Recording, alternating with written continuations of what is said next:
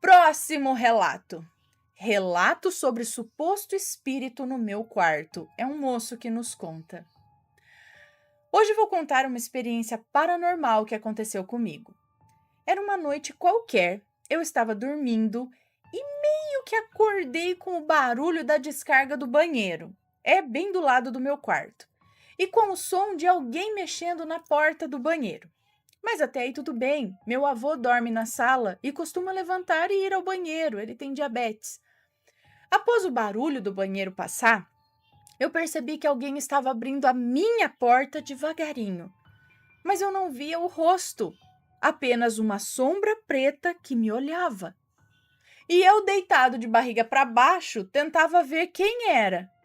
Foi aí que a porta se abriu e eu vi uma sombra na porta, se mexendo. Naquele momento eu me assustei, pois eu sou muito medroso quanto a essas coisas. Fechei meus olhos e tentei voltar a dormir, mas eu não conseguia de jeito nenhum.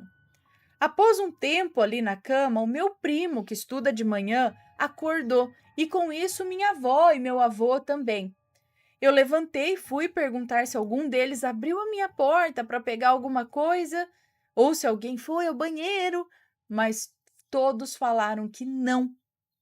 Aí eu disse o que aconteceu, mas eles não acreditaram, é claro. Fiquei pensando naquilo o dia inteiro e até hoje eu lembro sobre esse acontecido, que já faz uns 5 meses ou mais.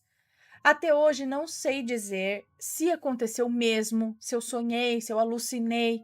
Mas antes de dormir, não vi nenhum filme de terror ou alguma coisa que influenciasse a minha mente a criar essa situação. Será que outra pessoa já passou por isso também? Olha lá, um monte.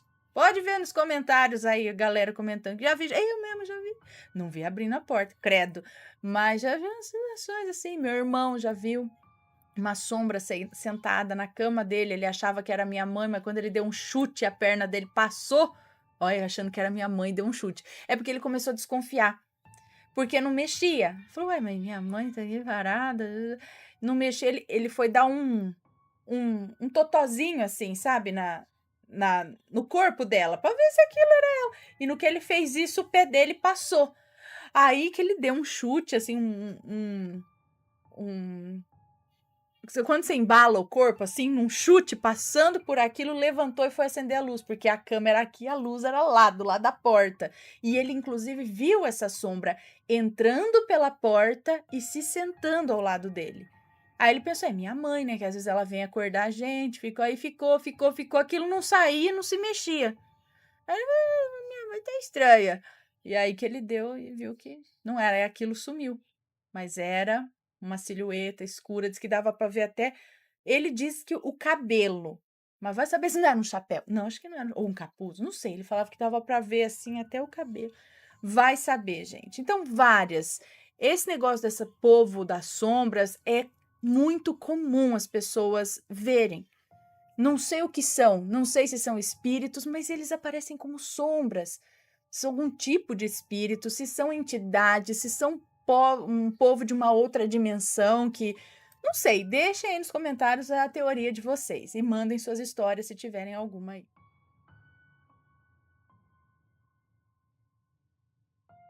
Eu já vi discos voadores. E você que está aí, já viu discos voadores? Vamos lá. Boa noite, Ana e assombrados. Meu nome é Fulana e vou contar algumas experiências que vivenciei, bem como algumas que me foram contadas. Se houver nomes, já estarão trocados. Ana, contarei 3 episódios que aconteceram comigo. Primeiro episódio. Era uma noite dos anos 90.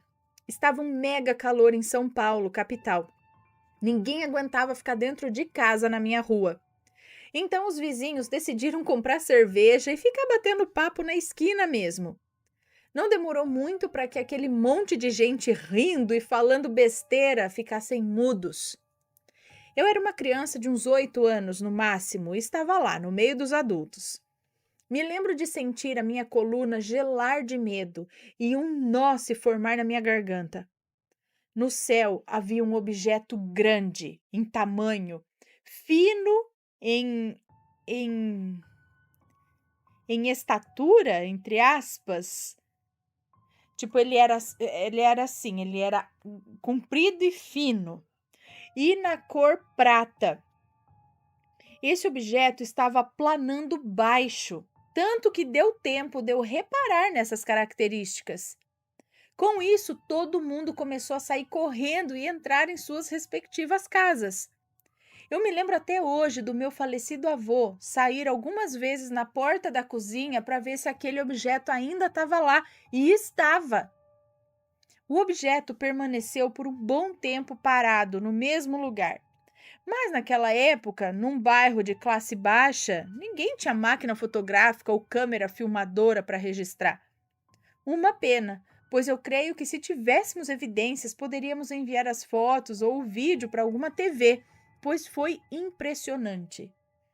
Que tamanho será que era? Assim, o objeto. Ele era grande quanto? Gente, olha só. Era de noite, né? Ela falou de noite. Mas era prata, não tinha luz. Quer ver? Noite, era noite dos anos 90. E dava, mesmo assim, dava para ver que era prata. Ele não tinha luz nele, mas dava para ver que era prateado. Então, ele estaria tão baixo o suficiente para ser iluminado pela luz dos postes mesmo, alguma coisa assim, será? Vamos lá, segunda coisa que aconteceu. Lá pelo ano de 2010, eu e meu marido estávamos à beira de um lago, em uma linda cidade no sul de Minas Gerais. Estávamos passeando de mãos dadas, apreciando aquela noite cheia de estrelas, quando notamos que 3 dessas estrelas se moveram. Eu cutuquei o meu marido e ele me cutucou de volta e disse: "Você viu o que eu vi?" E eu disse: "Eu vi sim." Com isso, continuamos acompanhando a performance daquelas 3 estrelas, entre aspas, de cores vermelha, amarela e verde. O meu marido me garantiu que não poderia ser nenhum avião ou helicóptero, pois além de aquele local não ser rota, era impossível se movimentar naquela velocidade e mudar de direção tantas vezes e tão rapidamente. Observação: meu marido cursou mecânica da aviação, então por esse motivo eu acreditei nas explicações dele. Voltando ao relato, ficamos seguindo aquelas luzes até que elas mudaram de lugar no céu e ficaram mais distantes. Entramos no carro e tentamos segui-las, mas elas sumiram na mesma velocidade que apareceram. E um detalhe: naquela época eu nem sabia da existência de drones, mas imagino que, se fosse esse o caso, nós conseguiríamos pelo menos ouvir o som, pois seriam 3 drones juntos e fariam um barulho considerável. Até hoje nos questionamos sobre esse dia. Mas em que altura? Estava assim na altura de estrelas de avião mesmo, ou mais dava a impressão que estava mais baixo que isso? Drones voam, né, bem mais baixo, então estava na altura de um drone, porque ela falou: "Entramos no carro e tentamos seguir", você não consegue seguir uma estrela, né, mas se tiver bem baixo, aí sim. Terceira coisa aqui que aconteceu. Ainda em Minas Gerais, em uma outra visita aos primos do meu marido, fomos convidados para ir logo ali numa festa. Mas eu te digo uma coisa, Ana, o logo ali de Mineiro é longe mesmo. Meu marido perguntou ao primo dele sobre a distância, para verificar se havia combustível suficiente, pois passaríamos o caminho quase todo em uma linda estrada de terra e sem nenhum posto de gasolina nas proximidades. Isso mesmo, Ana. Iríamos dirigir cerca de 30 quilômetros numa estrada de terra, no meio de um cafezal, apenas com a iluminação da lua e do farol do carro. Mas éramos jovens e encarávamos qualquer aventura. Pois bem, em um certo ponto da estrada, eu acho que o primo dele se esqueceu que os primos da cidade não tinham a mesma prática que ele e nem conheciam o terreno tão bem assim, e resolveu acelerar. Com isso, uma nuvem de poeira gigante cobriu o carro por completo e tivemos que parar o carro ali mesmo. Misericórdia, Ana! Aquela poeira densa demorou alguns minutos para baixar. E assim que conseguimos ver a estrada novamente, notei que à minha direita, bem lá na frente, havia algo parecido com um prédio baixo, de uns 3 andares, em formato redondo, todo espelhado e com todas essas janelas acesas. Eu coloquei as janelas entre aspas porque, como dizem os mineiros, não tem base uma coisa daquelas. Como que no meio do cafezal haveria algo parecido com um prédio e ainda com aquilo tudo de luz acesa? Eu acho, na minha opinião, que era algum disco voador parado ali e escondido e que só conseguimos ver porque aquela estrada era caminho para tal festa da outra cidade. Ao chegarmos na cidade, com muito custo, questionamos se o primo dele estava tentando nos desovar na estrada e se ele e o amigo dele tinham visto alguma coisa por lá. Mas eles não viram nada e deram foi risada da nossa cara de assustados.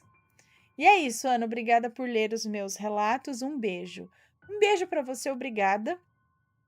Então parecia um prédio de uns 3 andares, em formato redondo, tipo oval seria? Ou assim mesmo? Tipo um domo, assim? Ou ovalado, assim, para cima? Todo espelhado e tudo aceso. No meio de um cafezal, um tipo poderia até ter algum galpão, mas seria algo mais rudimentar, algo mais rústico, né? Não um prédio todo espelhado em formato arredondado, acredito. Né? Estranho, estranho. Alguém já presenciou, já viu alguma coisa do tipo?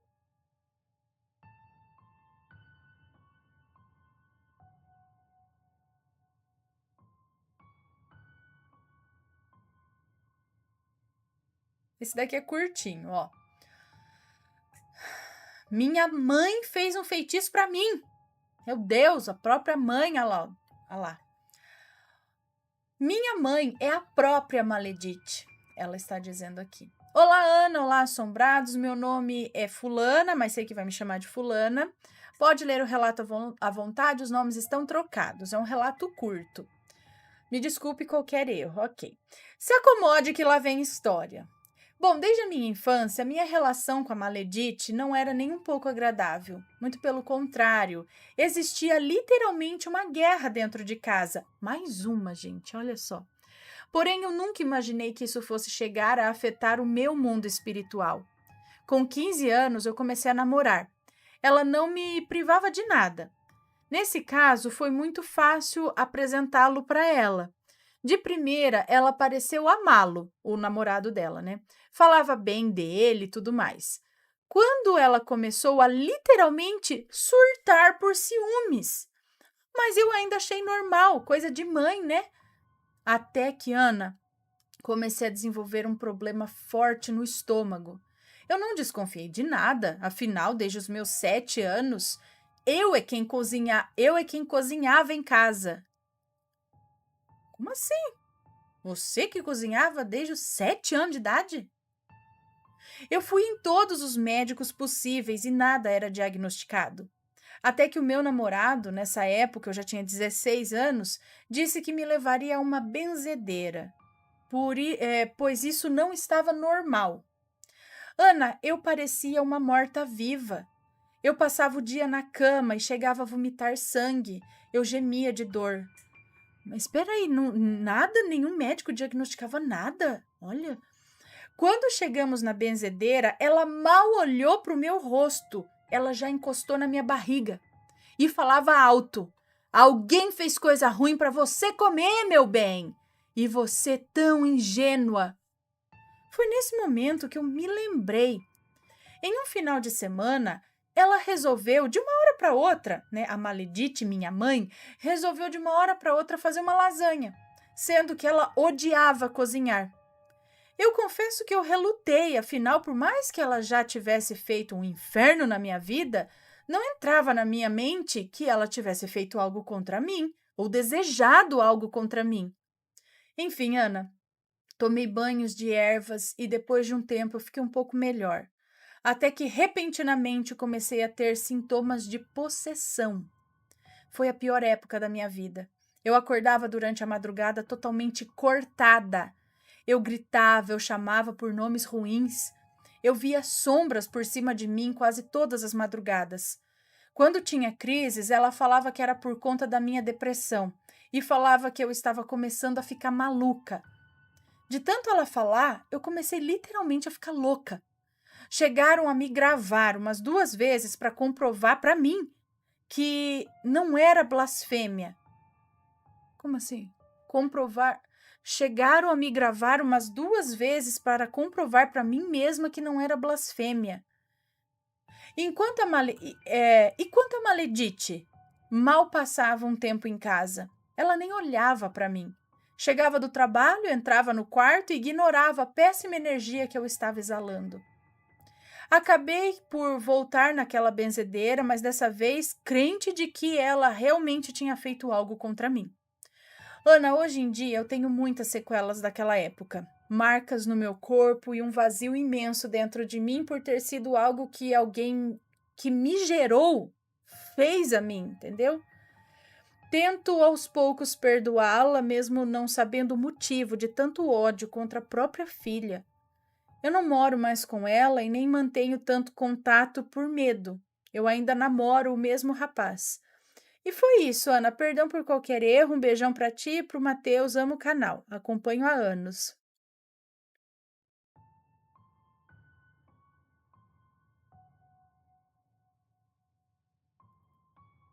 Ok.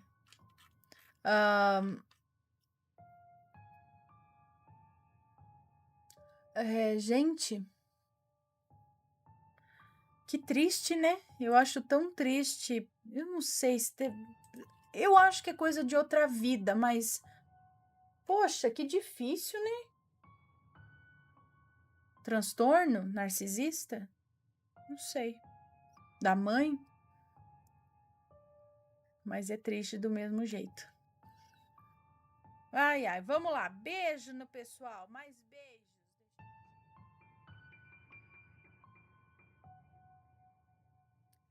O lobisomem. Quem achou que não ia ter um lobisomem no meio de uma coletânea de fazenda? Eu lembro de um vizinho da minha avó que era muito estranho. Ele andava todo de preto, tinha mais pelo do que o Tony Ramos. Eu nunca fui com a cara dele. Depois das férias, eu voltei para a cidade para estudar e foi aí que começou a acontecer os tais eventos. A vizinhança da colônia começou a sofrer com um mal em comum. Vários animais estavam sumindo, galinhas, porcos, cabras, até o gado da fazenda. Estavam todos com medo. Então os peões se reuniram e resolveram ficar de tocaia no pasto, perto de algumas vacas com bezerros, para tirarem a dúvida sobre qual animal estava atacando os bichos da fazenda. Passaram-se 3 noites e nada aconteceu. Lucas, neto de uma benzedeira, já desconfiado da situação, decidiu ficar de tocaia outra vez, só que sem avisar ninguém. Ele se armou até os dentes e lá foi ele para o pasto. Deu exatamente 3 horas da manhã e ele estava quase pegando no sono quando ouviu um berro de um dos bezerros. Ele se ergueu rapidamente e conseguiu ver um animal enorme, igual um cachorro, com os pelos pretos e olhos vermelhos, dentes enormes e orelhas longas. Sem pensar 2 vezes, começou a atirar sem parar em direção à criatura, que, nervosa, soltou o bezerro e correu em direção ao Lucas. Sem ter mais balas, Lucas pegou o facão e entrou numa luta corporal contra o animal. Depois de uns 5 minutos, naquela agonia, ele conseguiu desferir um corte na perna do bicho.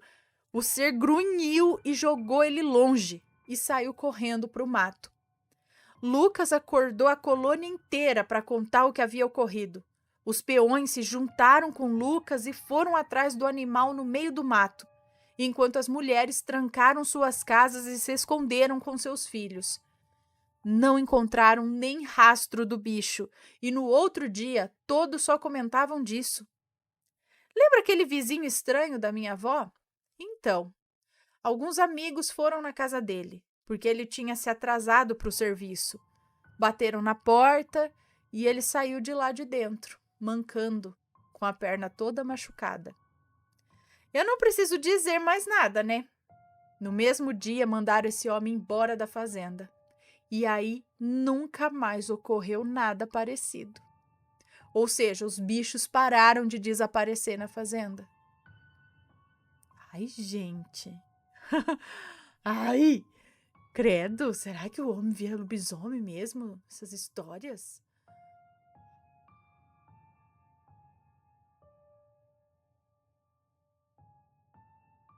Um anjo salvou a minha vida.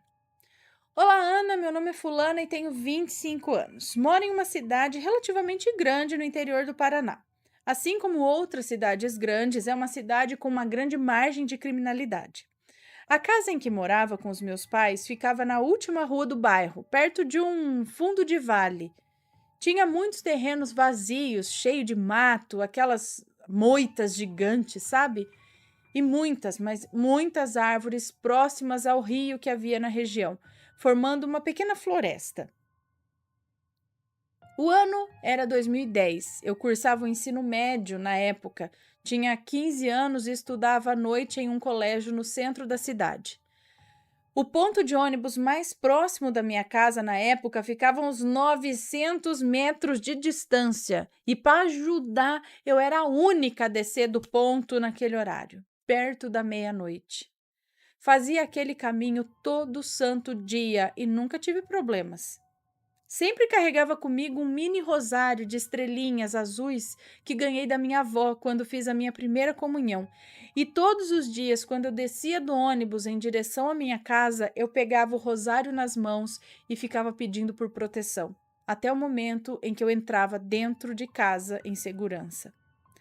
Ana, nesse dia, logo após eu descer no ponto de ônibus, percebi que havia um homem estranho lá. E ele saiu andando atrás de mim. Quando estava quase chegando em casa, faltavam uns 200 metros, eu olhei para baixo e vi a sombra de um ser alado. Deu para ver na sombra perfeitamente a silhueta de uma pessoa, mas com asas enormes. De início eu me assustei, mas liguei o alerta de que alguma coisa não estava certa. Foi quando olhei para trás e vi aquele homem que estava se aproximando de mim. Já imaginei que esse homem não tivesse com boas intenções, já que eu conhecia todos que moravam naquela região e nunca havia visto aquele homem na minha vida. Eis que ouvi uma voz falando bem baixinho no meu ouvido para eu me esconder. Como eu ainda estava numa rua que não tinha mato ou terrenos vazios, eu fingi parar em uma casa e deixei aquele homem andar na minha frente. Ele passou e ficou olhando para trás. Esperei ele fazer a curva que seguia para minha rua e corri para a rua de cima da minha casa e me escondi em um vão no muro de uma casa. Fiquei lá e liguei para minha mãe, explicando que se alguém mexer no portão ou chamar, não era para ela abrir, porque não era eu. Enquanto estava falando com a minha mãe, mexeram no portão e imediatamente ela me comunicou. E eu pedi para ela desligar o telefone porque eu ia ligar para a polícia. Passou uns 5 minutos do momento que eu liguei para a polícia e aquele homem apareceu na curva, me procurando. Ele subiu em direção à rua em que eu estava, escondida, procurando em cada canto possível e se aproximando cada vez mais do meu esconderijo. Eu já estava desesperada, traçando a minha rota de fuga e me preparando para incorporar o Usain Bolt e sair correndo. No momento em que aquele homem estava a uns 5 metros de onde eu estava escondida, apenas 5 metros, eu vi a sombra daquele ser novamente. E, milagrosamente, o homem foi embora correndo. Ana, eu não sei se o cara que estava me perseguindo viu aquela criatura ou se a criatura falou alguma coisa para ele. Eu só sei que aquele dia ia acontecer algo muito ruim comigo e aquele ser, seja lá o que fosse, anjo, protetor, guardião ou alguma outra coisa, salvou a minha vida. Eu sou imensamente grata por isso. Abaixo seguem anexo as imagens mostrando o lugar em que eu me escondi, o matagal na frente da casa, enfim. Tá, muito obrigada por contar meu relato. Desejo muito sucesso e prosperidade para você e sua família. Que Deus abençoe a todos. 1000 beijos. Muito obrigada. Um beijo para você.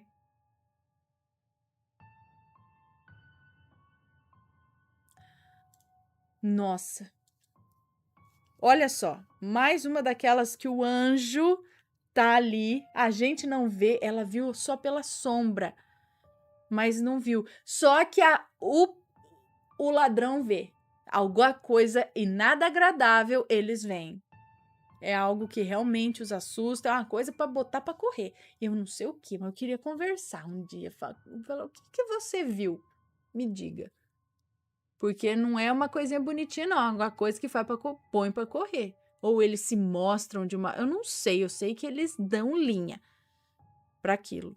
Que assim, com medo, saem fugidos mesmo. Olha só, gente do céu, que coisa mais legal. Não é nada legal, mas assim, que interessante isso. E não é 1, 2 relatos desse tipo de proteção. É muito legal. Se já aconteceu com vocês, mandem. Algum de vocês aí podem mandar o relato. Dá para fazer uma coletânea, né? Uma coletânea de proteção dos anjos. Não sei, já tem alguma coisa assim?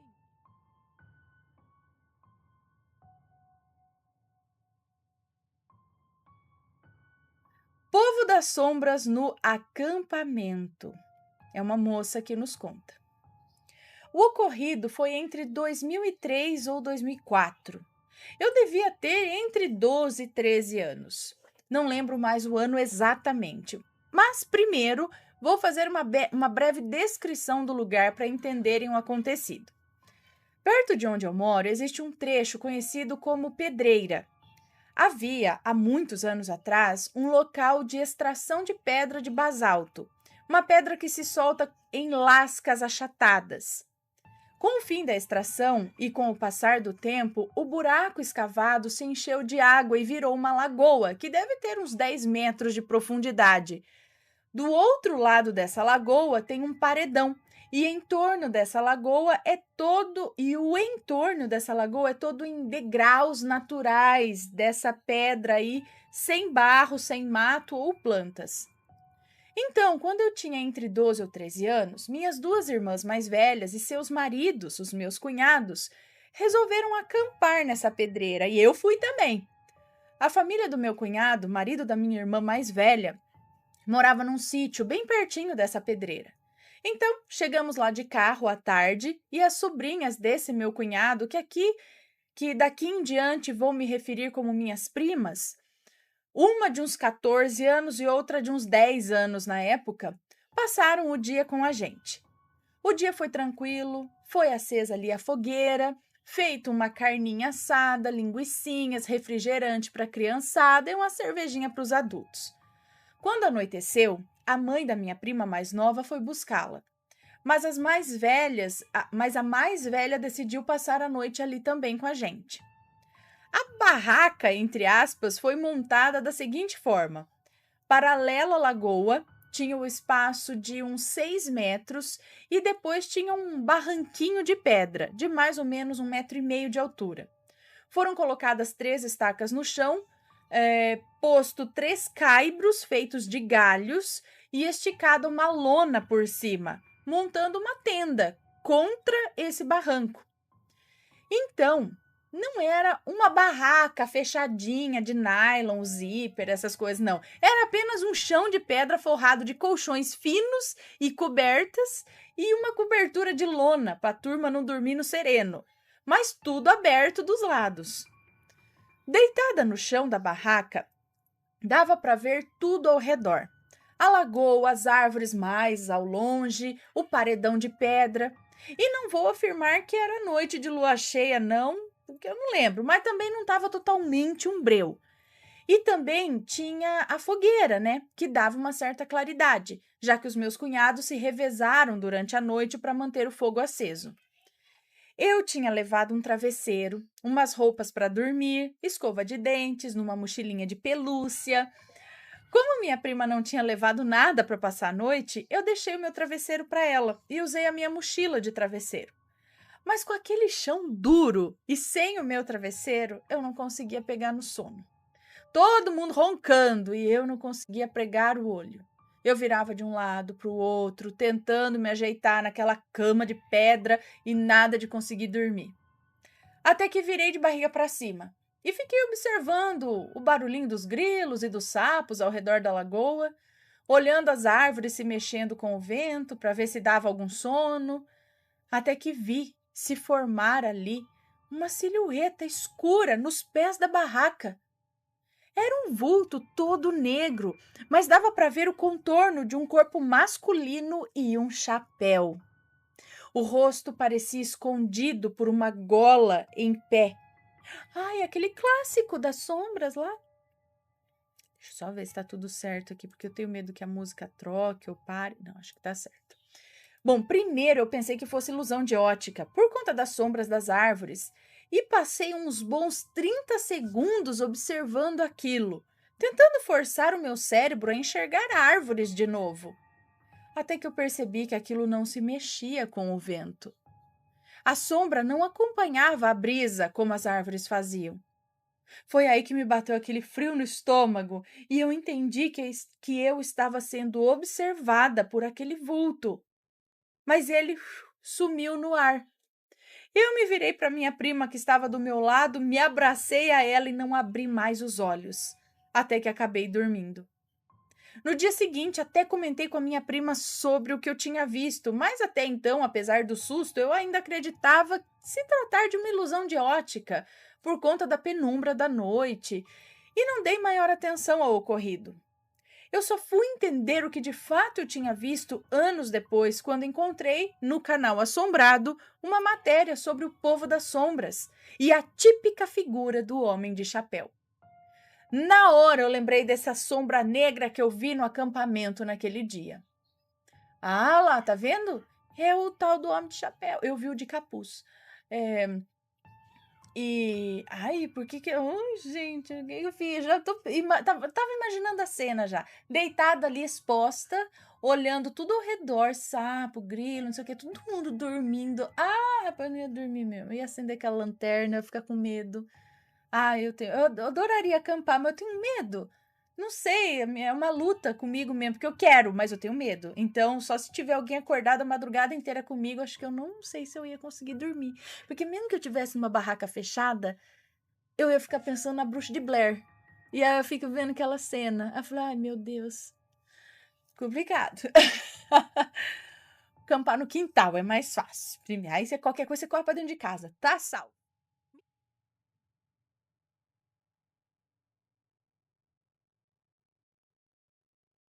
E vamos aqui para mais um relato, que é a foto que se mexia. Foto que se mexe? Pode isso? O Vitório que às vezes fala, pode isso? Acho que é isso que ele fala, não sei de onde que ele pegou isso. Pode isso? Quando ele tá torcendo para alguma coisa no videogame. Vamos lá. A foto que se mexia, uma moça que nos conta. É um sonho de vidas passadas. Oi, Aninha, aqui é Fulana novamente. Vou acabar indo na justiça para trocar o meu nome para Fulana, só por sua causa. Hoje venho para contar um sonho que acredito que me revelou um pequeno fragmento de uma vida passada. Bom, sem mais encheção de linguiça, vamos ao relato. Eu, no sonho, estava na casa que pertencia ao meu avô e agora é dos meus tios. No sonho, eu fui lá para visitá-los, como sempre, e quando ainda em pé, encostada num balcão que tinha uma infinidade de coisas, me chamou a atenção uma fotografia numa moldura de madeira. Quando eu a peguei nas mãos, a fotografia começou a se mexer, como aquelas do Harry Potter. Mas o estranho era que isso não me perturbava no sonho. Eram duas menininhas de mãos dadas que corriam por um campo muito bonito. Naquele momento que meus olhos encararam as crianças, foi como se eu tivesse sido sugada para dentro da foto. Eu podia ver as menininhas brincando em uma cerca de madeira baixa, subindo e descendo para depois sair correndo, sempre de mãos dadas. Seria um sonho, até que comum, se eu não tivesse a certeza, mesmo no sonho, que aquelas crianças eram eu e minha irmã. Uma era muito loira, essa minha irmã, e tinha por volta de 8 anos, e a outra, eu, uns 6 anos. Tinha os cabelos de um ruivo muito claro. As duas tinham cachos perfeitamente presos em um penteado, como nos cabelos de antigamente. Acredito que estávamos no século XIX pelas roupas que usávamos. Vestidos rodados de mangas compridas com saia de várias camadas, um pouco abaixo dos joelhos. Meia calça branca, botinhas e casacos amarronzados. Esse tempo todo eu estava ali com o meu corpo de hoje, o do sonho. Esse tempo todo eu estava ali com o meu corpo de hoje, o do sonho, olhando tudo sem elas poderem me ver. Eu era só uma espectadora que podia ver o passado. De um momento para o outro, eu estava novamente na cozinha do meu tio com a foto nas mãos. Agora a foto estava parada, sem movimento. Na minha cabeça só se passava o porquê daquela foto estar ali se ela deveria, por direito, me pertencer. Eu estava furiosa no sonho pela foto não estar comigo aquele tempo todo. Praticamente roubei a foto no sonho, colocando na minha bolsa, quando ninguém estava vendo. E nesse momento, ainda no sonho, a minha mãe me chamou e nessa hora eu acordei. Mas que eu roubei a foto no sonho, eu roubei. Contei esse sonho estranho para minha irmã, que também acredita em reencarnação e vidas passadas, e ela também acha que as duas meninas eram realmente eu e ela. Detalhe, a minha irmã foi loira até uns 8 anos de idade, depois escureceu para um tom de castanho dourado. Já eu tenho o cabelo ruivo escuro.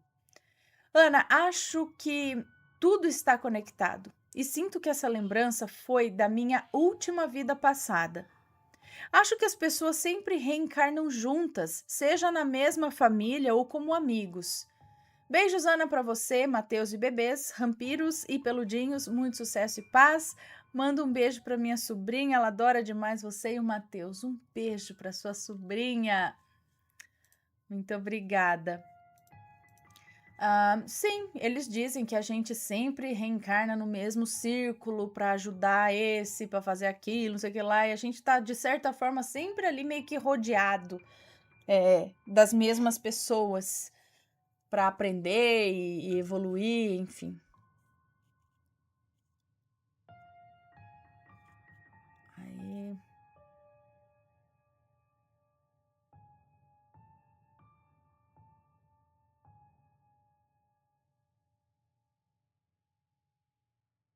Talvez o último de hoje, vamos ver. Duas irmãs maledites e o prato de comida. Cadê? Vamos lá. Olá, Ana e assombrados, me chamo Fulana, mas pode me chamar de Fulana, tenho 25 anos e desde já peço desculpas pelos erros, os nomes já estão todos trocados e aqui está o meu relato. Essa história se inicia quando eu tinha a idade de 18 anos e trabalhava em um salão de cabeleireiros como manicure. E nesse caso, as maledites dessa história eram a dona do salão e a irmã dela, que aqui vou chamar de Jade e a dona de Amanda. Não, vou chamar de Jade, a dona, e de Amanda, a irmã. E nessa época, namorava um rapaz, que aqui vou chamar de David. Um namorado bem recente. Era um namoro bem recente. Eu trabalhava sexta e sábado. Essa história que eu vou contar aconteceu num sábado. Bem na sexta, esse meu ex-namorado foi me buscar no salão de moto e tinha ido somente com um capacete. E o meu irmão, que aqui vou chamar de Tony, estava lá. Então, esse meu namorado da época, que agora é ex, deixou com. deixou com que o meu irmão descesse com a moto. E aí ele desceu a pé comigo. A Jade, que era a dona do salão, namorava há anos com um rapaz. Então, quando eu estava me despedindo da Jade, ela olhou para sua irmã Amanda e disse: "O fulano não faz isso comigo." Eu ouvi isso, mas não dei tanta importância. Nessa noite foi tudo normal. E é aqui que começa a maldade dessas duas. No sábado eu fui trabalhar normalmente, eu sempre levava marmita, mas quando eu não levava, minha mãe mandava o meu irmão levar a comida para mim. Só que nesse dia eu esqueci e a minha mãe também, por algum motivo, não levou. Mas às vezes, quando eu não levava almoço, a Amanda e a irmã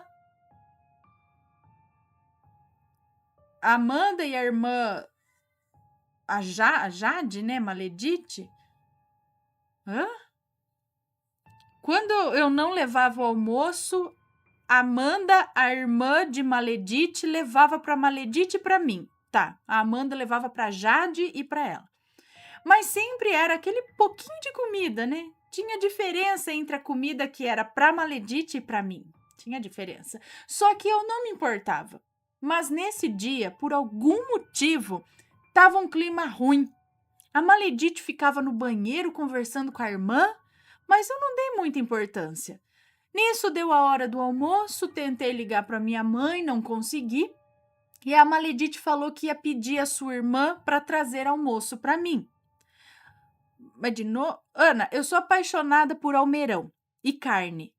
Sou apaixonada por almeirão e carne de porco frita. E nesse dia, a Amanda chegou com um prato de comida bem cheio. Eu estranhei, porque, como eu já tinha comentado aqui, sempre o melhor era para Maledite. E nesse dia, para mim, estava melhor.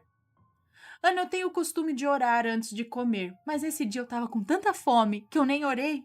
E tinha almeirão e carne de porco frita, então eu amei, né? Ana, nesse dia eu trabalhei normalmente, nada me aconteceu. Maledite e suas irmãs e amigas iriam. A Maledite, sua irmã e as amigas iriam para uma boate e me chamaram para ir. Eu estava muito afim de ir, mas naquele dia eu ganhei uns R$ 60 pelo trabalho e eu tinha que pagar uma conta e resolvi não ir. E uns meses antes tinha ido em uma igreja e uma irmã tinha passado uma revelação para mim que era para eu tomar cuidado, que uma pessoa ia me dar uma comida que eu gosto muito, mas não era para eu comer, porque era para minha morte. Ana, a fome era tanta que eu não lembrei da revelação e eu comi com uma esfomeada. Meu namorado, que hoje é ex, tinha marcado de ir em casa, mas eu... Ai, ai. Afoguei. Afoguei não, coçou a garganta. Ai, ai. Até eu vou afogar com essa comida aí. Bom, ele tinha marcado de ir em casa, mas eu esperei e ele não chegou. Ana, ele tinha falado certinho que ia e não chegou. Eu tentava ligá-lo e não atendia. Então eu resolvi ligar para Maledite e falar que eu ia na boate. Mas ela disse que não tinha espaço no carro, então eu não fui. Fiquei tão chateada pelo David não ir e nem atender o celular que eu dormi chorando, ouvindo uma música evangélica. Ana, e é aí que começa tudo. Eu dormia em um beliche, meu irmão em cima e eu embaixo. Aí eu comecei a passar mal e meu irmão chamou a minha mãe. Minha mãe, como é da igreja, carregava com ela um envelope chamado Voto do Livramento. Ela começou a orar e colocar o envelope em mim.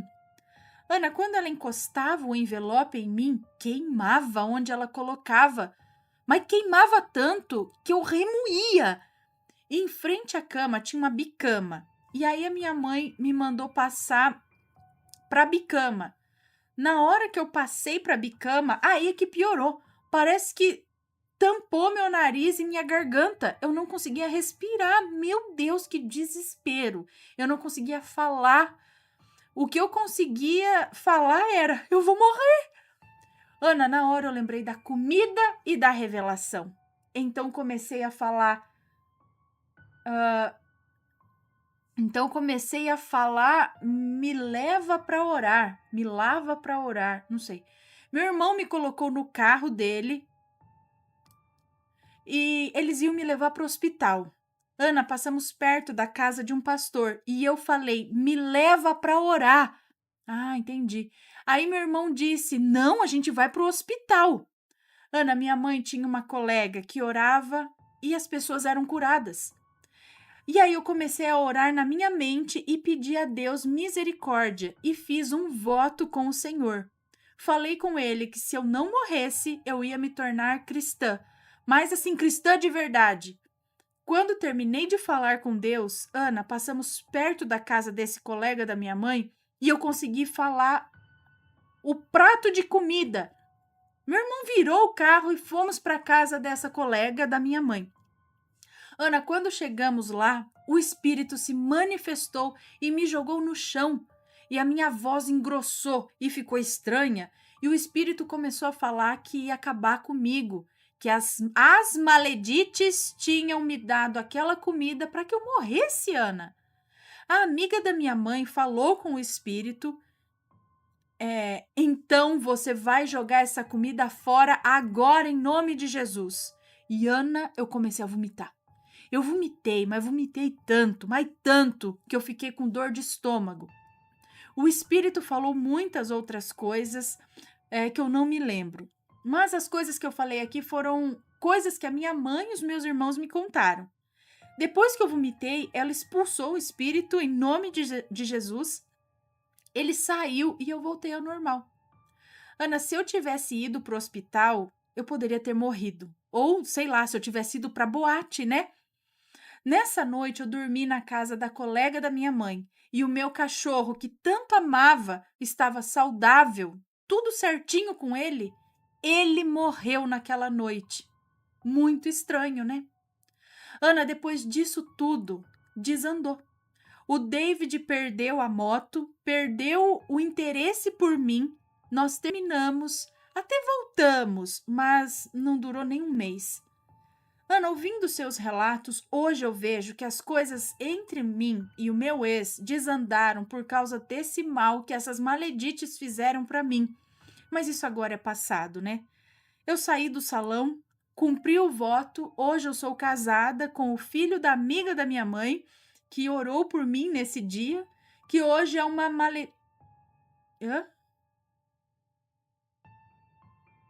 Peraí. O filho da amiga da minha mãe que orou por mim nesse dia, que hoje é uma maledite na minha vida. A sogra é maledite agora também? Mas isso é para outro relato. Gente, o mal existe. E se não fosse a misericórdia de Deus, eu tinha morrido. Muito obrigada por contar a minha história. Amo seus vídeos, estou viciada neles. Beijos para todos os assombrados. Um beijo para você, muito obrigada. Gente do céu, mas peraí, ela colocou... foi porque manifestou os espíritos. Mas por que elas fizeram isso? Eu não entendi. Você ouviu ela falando aquele dia, como que é? O fulano não faz isso comigo. O fulano não faz isso comigo. Não sei. A Jade olhou para sua irmã, Amanda, e disse, o fulano não faz isso comigo. O fulano não faz isso comigo. Será que ela gostava do Guilherme? Eu não sei. Do Guilherme, tô já no relato passado, né? David, esse aqui. Eu não entendi por que elas fizeram essa maldade para matar a moça. O que a moça fez? Eu não entendi. Mas, né? Maledito, sei lá. O bicho é doido. Nossa, né?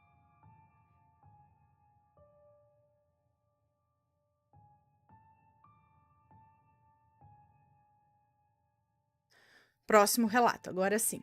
A brincadeira dos duendes. Esse relato também aconteceu nessa temporada de 3 meses que os duendes estavam em casa. Como eu disse antes, eles vivem fazendo brincadeiras com a gente. Certa vez, eu estava no banho, passando sabonete no meu corpo, quando deixei o sabonete cair no chão.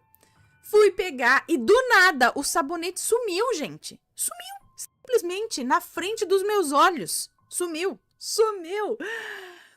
Ele sumiu. Estava na minha frente. Fiquei espantado com aquilo. Como algo poderia sumir assim na minha frente? Na frente dos meus olhos. Não foi que eu abaixei e não o encontrei mais. Ele viu o sabonete, mirou, foi pegar e ele sumiu. Então, ok, né? Fazer o quê? Fui pegar outro sabonete e voltei ao banho. Foi quando, de repente, aquele sabonete que tinha sumido simplesmente se materializou na altura dos meus olhos e caiu no chão. É isso mesmo, ele apareceu na frente dos meus olhos e caiu no chão. Vou dar uma explicação sobre isso. No convívio que tive com os duendes, percebi que eles conseguem teletransportar as coisas do lugar e passar para outra dimensão, por mais surreal que isso pareça. Isso é verdade, gente. Eu já vi acontecer várias coisas, já vi acontecer isso várias vezes, bem diante dos meus olhos. Olha, deve ser mesmo, porque a gente põe um negócio aqui, a hora que vai olhar, cadê? Eu sei que eu coloquei aqui e não sei o quê, né? Bom, eles devem estar fazendo isso com as máscaras também, porque eu tinha 4 máscaras pretas aqui para usar e sumiu. Não sei onde está. Não tá nas minhas bolsas, não tá. Eu falei, gente, onde que a gente, né? As máscaras. Tá entrando, as máscaras já estão entrando pro hall das meias, das tampas de Tupperware, né? Caneta, essas coisas.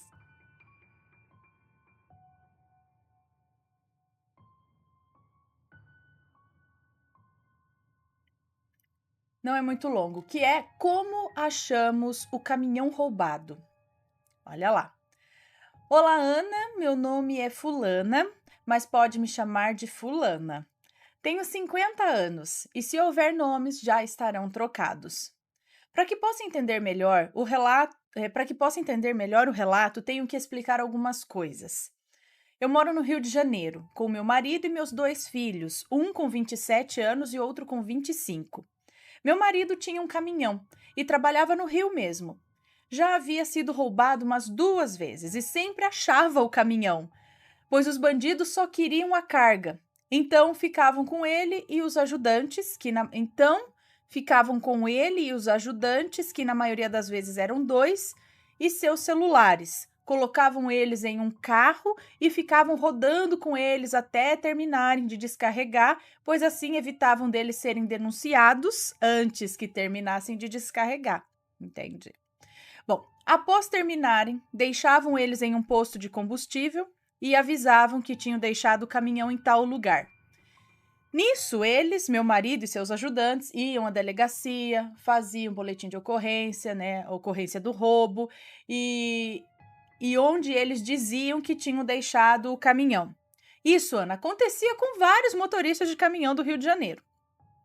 Então, em uma noite de sexta-feira, há uns 10 anos atrás, quando fomos dormir, eu não conseguia pegar no sono. Alguma coisa me incomodava. Então eu falei para o meu marido não ir trabalhar no outro dia. Mas ele disse que precisava ir. Então de manhã ele saiu para ir na fábrica de cervejas para pegar o caminhão para fazer as entregas. Ele sempre me ligava às 10 da manhã, ou eu ligava para ele. Mas nesse dia eu estava ocupada, não liguei para ele e ele não me ligou. Mas às 10h30 da manhã eu liguei. Eu liguei e ele não atendeu. Eu fiquei ligando muitas vezes e ele não atendia. Nisso falei com os meus filhos. Eu acho que o seu pai foi roubado, porque ele não está me atendendo, pois chamava até cair a ligação. E o meu filho mais velho falou, não, mãe, ele deve estar ocupado, mas eu pressentia que tinha alguma coisa errada. Continuei ligando até umas 11h30 da manhã e nada de notícias dele. Quando deu 1h da tarde, mais ou menos, ele ligou para mim, contando que tinha sido roubado e que estava na delegacia. Os bandidos haviam pego eles umas 8 da manhã, em frente a uma delegacia. Isso mesmo, Ana, em frente a uma delegacia, pois havia um semáforo em frente a essa delegacia que fechou. Ele parou, aí veio um carro com 4 bandidos, renderam ele, 2 entraram no caminhão, passaram eles para o carro e os levaram. Como foi dito acima, ficaram andando com eles até acabarem de descarregar a carga e disseram onde achariam o caminhão, que seria deixado perto de um supermercado. Mas eles tinham que fazer a ocorrência do roubo da carga. Logo depois, os policiais liberaram eles e meu marido foi com o irmão dele e os policiais procurarem o caminhão, mas não conseguiram achá-lo. Ana, nós ficamos desesperados, pois passou uma semana e nada de acharem o caminhão. Meu marido, o irmão dele e o meu filho mais velho, que na época estava com 17 anos, saíam todos os dias para procurar o bendito do caminhão e nada. Eu comecei a orar, pedi a Deus que nos ajudasse a encontrar. Não conseguíamos nem dormir de noite. Na noite de sábado, conversamos e meu marido falou assim: como vamos fazer agora, sem o caminhão? Pois, Ana, era de onde tirávamos o nosso sustento. Estávamos ficando sem esperança de encontrá-lo. Foi aí que eu orei com toda a minha fé. Nós não temos religião, mas temos muita fé em Deus. Pedindo fervorosamente que Deus nos ajudasse a encontrá-lo. Por fim, eu dormi. Depois de muito tempo acordada, deveria ser umas 2 horas da manhã, sonhei que estava dentro de um carro, com uma pessoa dirigindo. Eu não conseguia ver quem era essa pessoa. Mas essa pessoa me levou para um lugar perto de um rio. Parou o carro bem na frente do caminhão e disse assim: aí está o caminhão. E eu falei: mas que lugar é esse? E a voz me disse o nome do bairro. É um bairro próximo à Avenida Brasil, uma comunidade. Logo depois, acordei, mas não falei do sonho para o meu marido, pois eu fiquei com receio dele não levar a sério. Amanheceu e eles foram novamente procurar. E meu marido me disse que seria a última vez que sairiam à procura, pois já estava sem esperança de encontrar.